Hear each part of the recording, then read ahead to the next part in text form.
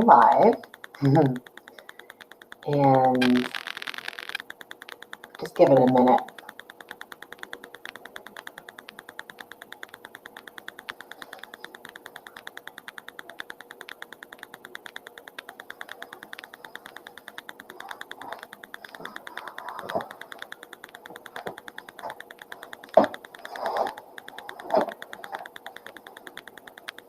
All right, might as well start talking so that you're not just staring at me while I'm like sitting here. Welcome to another Friday, which is the second Friday for the second story that I posted, all about spirit, and then in parentheses, indigo, what? And I just wanted to do a live to just talk about and address any of the questions that have come up during this week. And so there was a couple questions, and in the little short live that I did yesterday around permissions and purpose, which we will get into in a little bit. But there were some other questions that I think are good little segues to talk about first before we get there. So there was a question about, in the second part, about the voice that I heard.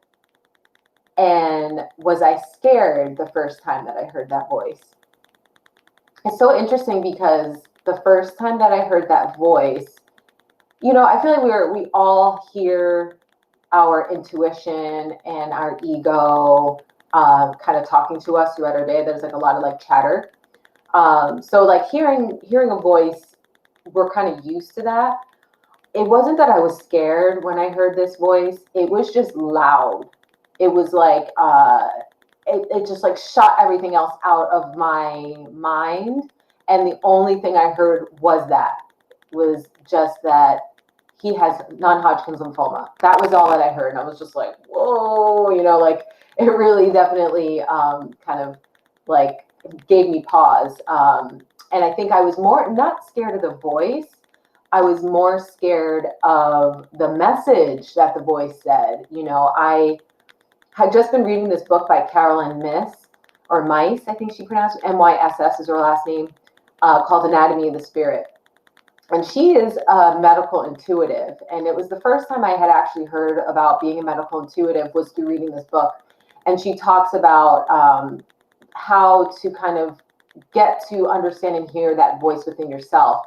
Not necessarily in a practical way, but more about like her journey. And she gave a lot of case studies in like with patients that she helped because of this voice that she was hearing.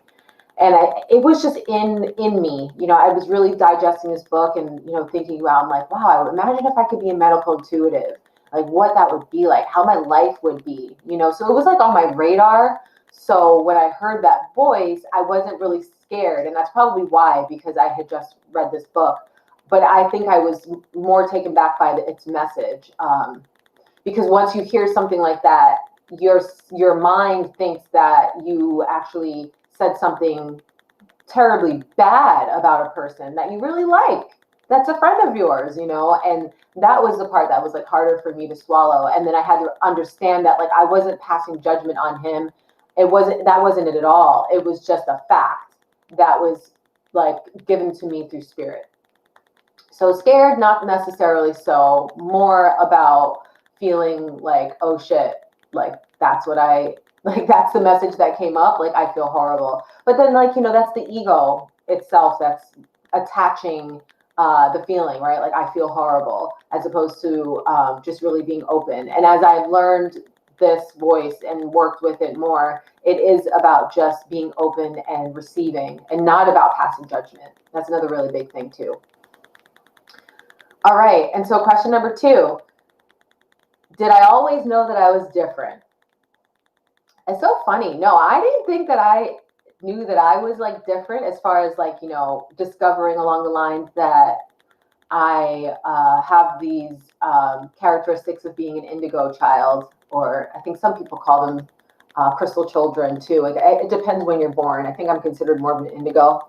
But I didn't think that anything that I was different.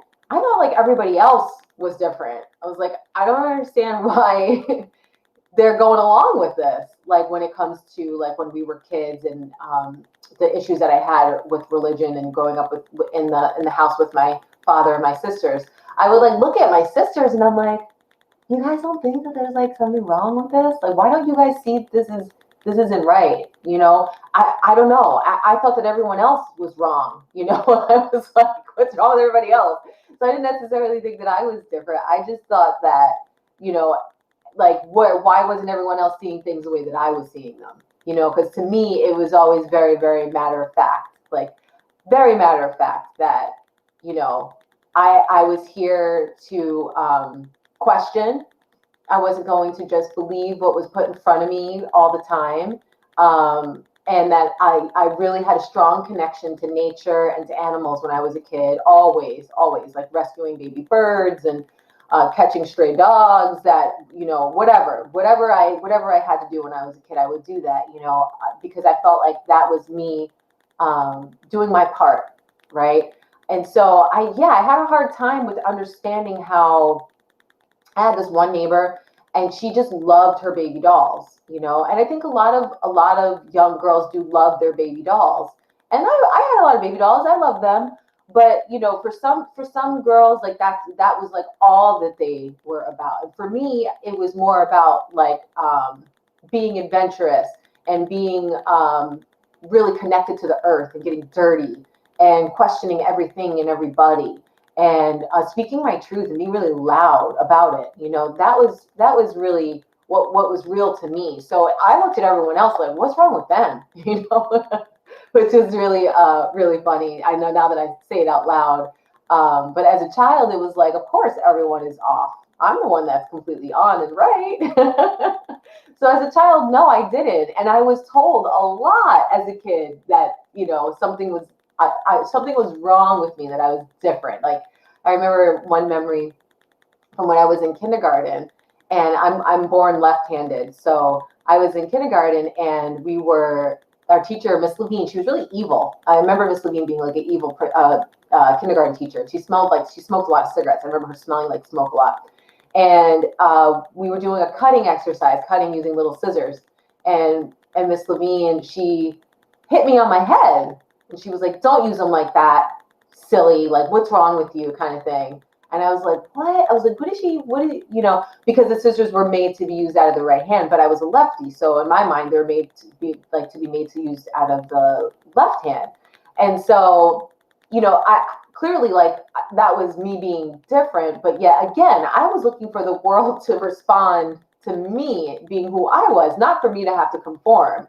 So that's always been a thing for me in my life, is just kind of figuring out how to kind of like go around the conformities of society, you know, so that I could still be true to myself, you know.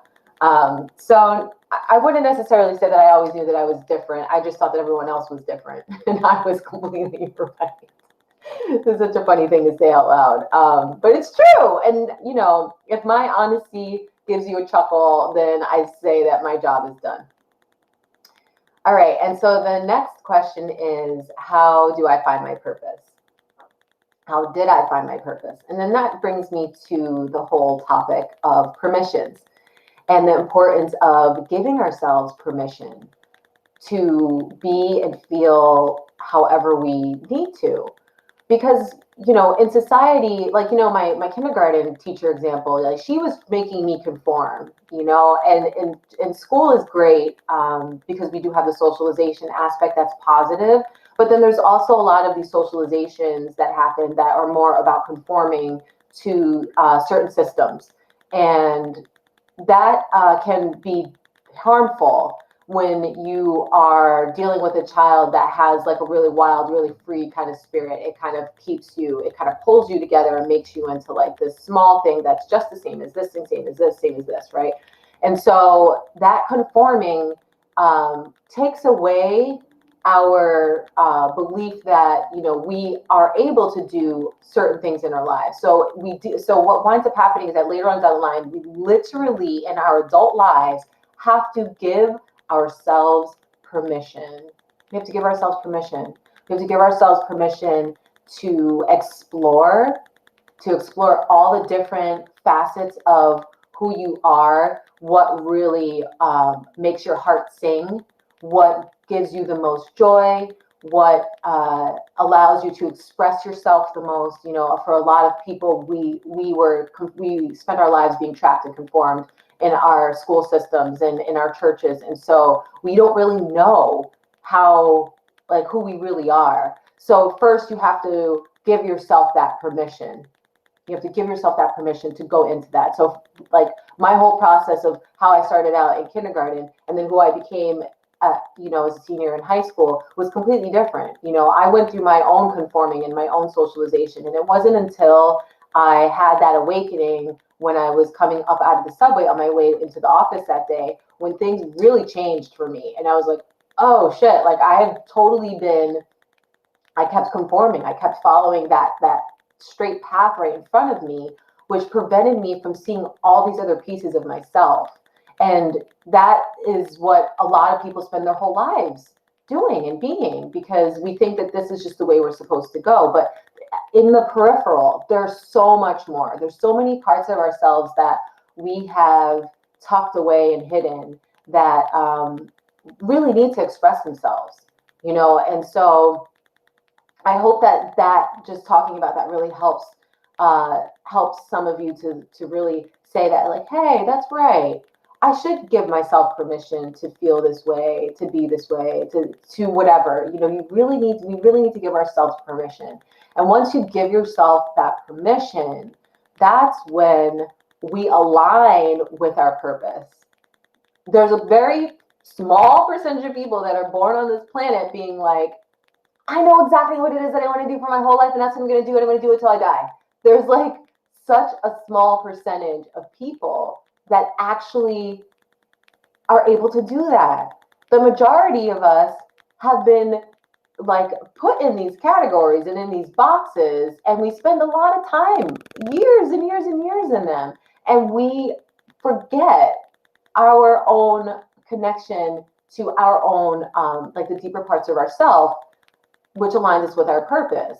So the first thing that we have to do is we have to give ourselves permission. Give yourself permission. I give myself permission to explore these parts of myself. I give myself permission. I give myself permission to be really loud and to unapologetically be loud and to speak my mind. I'm saying these things not like just me being that way. I'm saying these things to like inspire you to do the same. It's all about giving yourself permission. And that leads us to our purpose. You know, that's what led me to my purpose of knowing that I wanted to help others, was giving myself permission to even go into this other world, of meditation, of yoga, of spirituality. Once I gave myself that permission, that's when everything started opening up for me.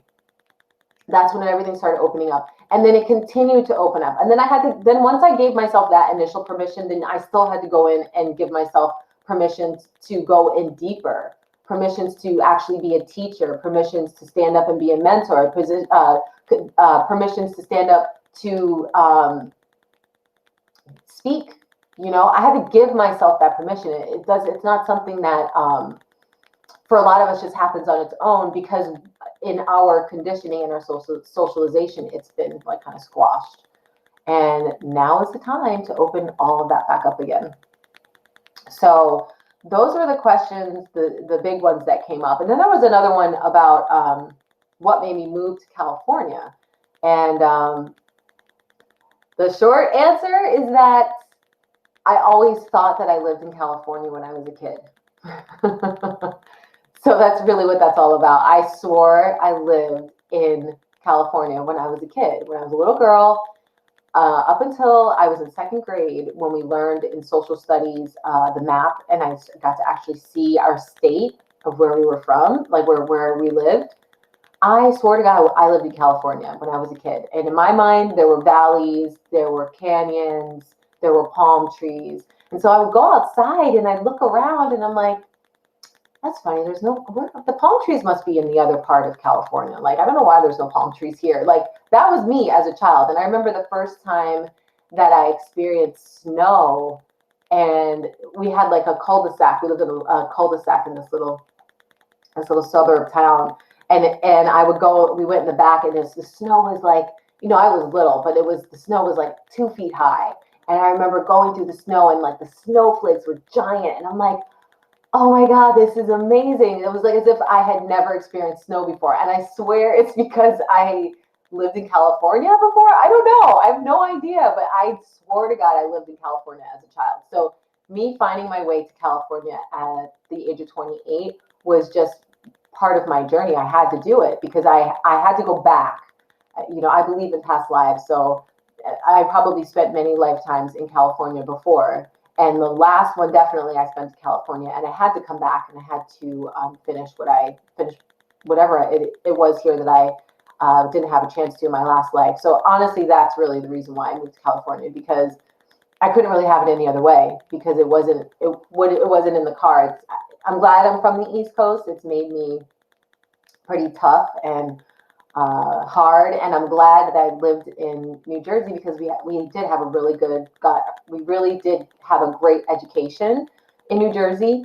But yeah, I had to come here because that's kind of where the last pieces of my soul kind of were. So now I'm here. And I'm connecting with you all through this wonderful platform. So thank goodness for that. Well, that's all I have to say about purpose and giving yourself permission, and yeah, and just about my journey thus far. And next week I'll be posting another story, so stay tuned for that one. And I have a new group that I started called Virtual Soul Journey. If you guys want to follow more stuff that I'm doing outside of this general Facebook platform. And also, I'm having my next 5-day soul reset coming up on March 15th. So you can go to www.5daysoulreset.com to register. So I hope you're having a great day, and I hope to see you all soon.